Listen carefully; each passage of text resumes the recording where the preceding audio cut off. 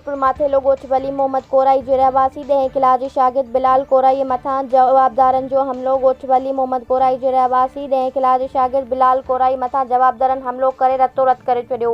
School खां घर वापसि वञी रहियो हुअसि त जवाबदारनि सत्तार बोज़दार, फ़ाइद बोज़दार ऐं ॿियनि पिस्तल जा कंधा खणी रतो-रत करे छॾियो आहे। बिलाल कोराई होॾां वारिसनि पारां क़ौमी अमन कमेटी ज़िला घोटकी जे चेयरमैन ज़ुल्फ़िकार कोराई ऐं ॿियनि जो जवाबदारनि जी गिरफ़्तारी जे लाइ थाणे जे ॿाहिरि एहतिजाज।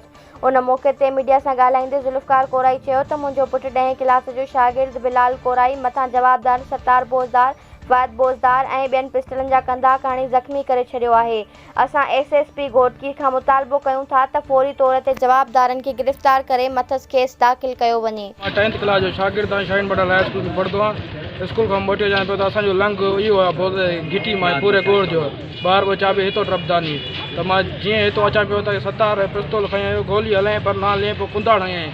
ऐं जेको वहीद आहे अब्दुल वहीद रब नवाज़ जो पुटु आहे, हुन मूंखे सोटियूं ऐं सिलायूं थी।